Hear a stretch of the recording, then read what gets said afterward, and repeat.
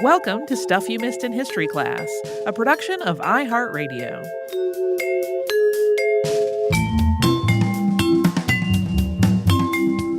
Hey, and welcome to Casual Friday edition of the podcast.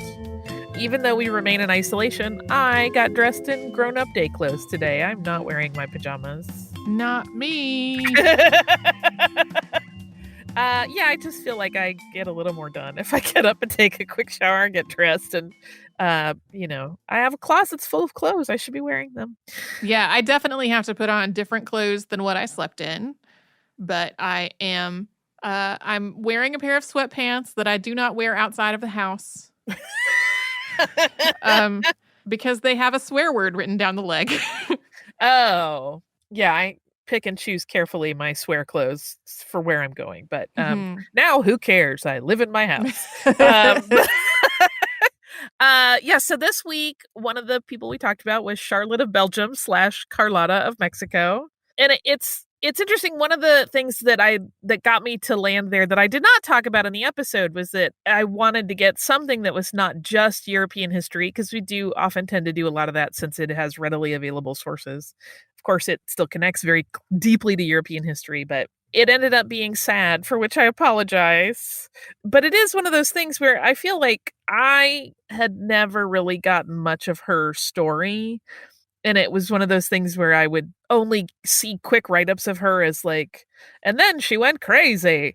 And there are several I have noticed that say that she went mad after her husband's death, kind of suggesting that that was the impetus for her to kind of have her mental illness issues. But in fact, we don't know if she ever was definitively told that he had died. Yeah. Because there was a lot of decision making around her that did not involve her to try to protect her from things that might upset her further. Right. Which gets into a whole other ethical discussion of what is acceptable and not in those situations. But I promise the next one I will try, if I pick another Mad Royal, I will try to find not such a sad Mad Royal. Maybe we could just find a nutty eccentric royal that likes feathers or something. Those are definitely pretty fun. I don't know, because we record these as soon as we're done recording the episode that they're about. I don't really know what the order is going to be of episodes coming out soon, but I know the next thing I'm researching after this is Unearthed. Yeah. Longtime favorite, part of our normal process of things that we put on the calendar. I'm looking forward to it. Yeah, and it's usually a little lighter fare. Yeah. There is often some, the inevitable racism of history to untangle in it, but it still usually tends to be a little more upbeat. So, yeah, that'll be good. It's one of those things too, where we talked about it a little before we started recording, that there are these people, you realize how much like the dots all start to connect throughout history. Mm-hmm. Particularly, like, even we have an upcoming episode, or we just had our episode on Rinderpest, which was going on at the same time as all of this Carlota and U.S. Civil War stuff for part of it. Yeah. And I had this moment while we were talking about it, and I was like, ugh, it's all connected. Like,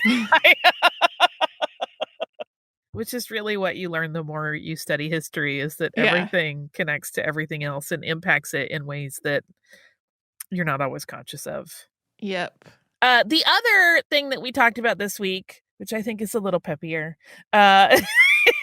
is Dominique Jean Larrey, who I adore openly. Yeah. He's one of those people that I admire in history because he's everything I am not, right? Like every description of him talks about how even like literally while treating men on the battlefield with bullets whizzing around his head, he was always very efficient and quick, but also very calm and soothing. Whereas I would be like, that's how I would be if you ever wondered. And he's one of those people we don't think about very often. I did not know much about him at all. I had heard the name, but I didn't realize his import. In terms of like, we are still benefiting from his insights and his work. and his very careful approach to medicine and his very thoughtful approach to how people should be treated.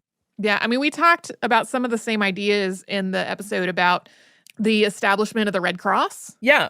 And moves to call for like international human rights standards about like not attacking hospitals during wartime, which of course hospitals still get attacked during wartime in spite of that. But like having a whole humanitarian focus on people who are treating the injured need to not be attacked by enemy combatants while they're doing their job. Yeah. Yeah, so he was preaching that particular ideology way before any of it was ever passed into any sort of law or resolution. And he really did instill in the doctors that worked under him that same ethic of like, I don't care that that's a Russian soldier. That's a person that needs our help. You're a doctor first.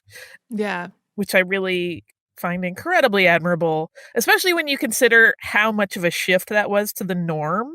It says a lot, I think, about his personality that it doesn't seem like he got a whole lot of pushback on that. No. Where like he set the rules and people were like, okay, which is pretty cool. Yeah. And just in general, the overall tone of the episode is basically the opposite of any other time we talk about the Napoleonic Wars. Right? Yeah, I didn't get into like the politics of Napoleon, although he was very loyal to Napoleon, which comes with its own question marks.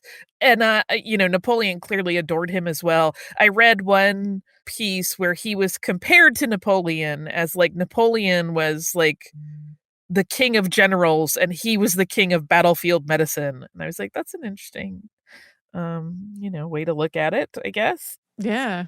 But he certainly was. I mean, it's so influential. When we think about like triage in particular, that whole system remains in place, and the way that he set up his divisions, very similar. It's going to sound like a weird comparison, but very similar in my mind to the way professional kitchen is laid up, where like everybody has their rules in the chain of command. Everybody knows what's going on. They're all working sort of independently, but reporting up under a person, except the stakes are super high, which I think probably also engenders a lot of trust at that point among the divisions. Yeah. Everyone that worked with him seemed to have adored him. I rooted around forever and could not find anybody criticizing him.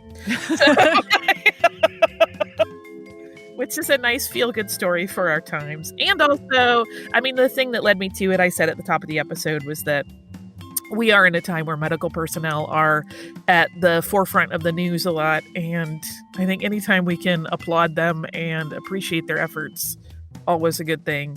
So this is, in a small way, my way of thanking them.